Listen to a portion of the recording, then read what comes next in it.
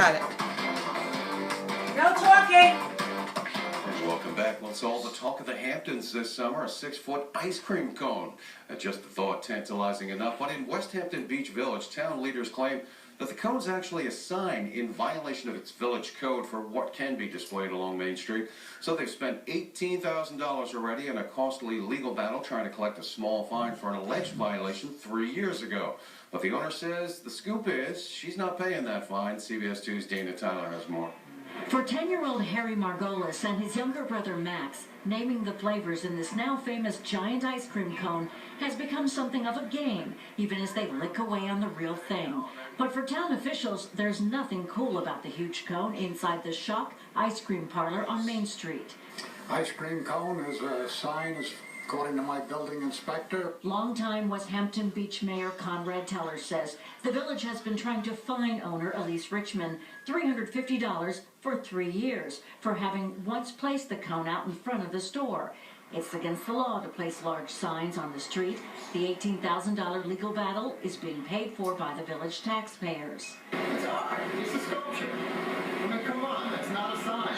Loyal customers like John Holder say the ice cream controversy is much ado about nothing. People should really lighten up, I have to say. Just in general, people need to learn how to lighten up. It's crazy to me. Richmond says she could just pay the fine, but points to a legal victory she won last year before the village appealed. Because it was dismissed.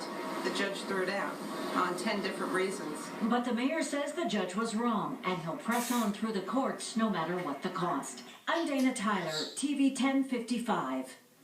And joining us now is the ice cream lady, Elise Richmond, the lady with the big ice cream cone. She's brought her attorney as well, Guy Parisian. Welcome to the show, both of you. First of all, Miss Richmond, that is one big ice cream cone. How'd you get it in the first place? Someone gave it to me as a gift. And I understand this is actually not even the original. The original got stolen. Is this exactly like it? Explain that whole story. The original was stolen 2 days after we put the ice cream cone outside the store. So the one we're looking at is not even the one that started all this. No, it was stolen 2 days. They gave me a summons. The fine was remedied. The allegation was removed. So I don't know why we even discussed that's the legal part of it with a judge last year, and we'll get to explaining that with your attorney. Well, who stole the original? We don't know. It's a cold case. A cold It's still case. the cold case. That's pretty good. I like that. There are too many puns with this. We try to restrain ourselves, but you're free to do a few if you like. Sure, you've heard them all, but that's what's the funny part of this to a lot of people. This all seems fairly comical. Do you see it as comical?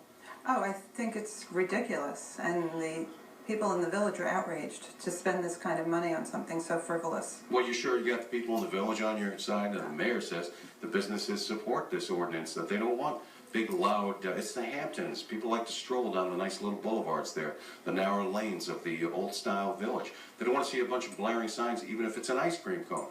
On Saturday night, there's music in the village. Town comes alive. It's a tourist town. We attract people. It's a great place to visit. It's fun. It's ice cream. Did you have any idea when you first put that cone out that it would stir up this kind of thing? No, not at all. Not at all. It was fun. We were doing a kid's birthday party. We put it outside. We weren't going to leave it there for a long time. And 2 days later, it was stolen. And that, I think, is interesting as to who stole it. Do you have a theory about who may have stolen it? I don't.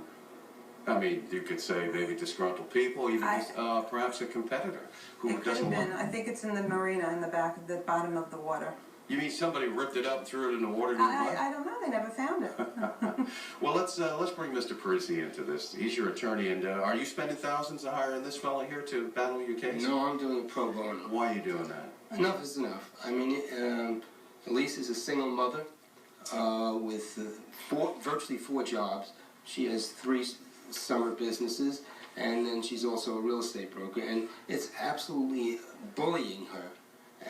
The village is bullying her and figuring, well, she's going to run out of money. Well, she's not going to run out of money. It's not going to cost her anything. Well, basically, I believe it was $350 a day. There were 2 days. That was $700, and then a judge threw it out last year on Long Island, but they appealed to a Brooklyn court. Yeah, what was very significant about the judge's dismissal was I didn't even have a chance to look brilliant.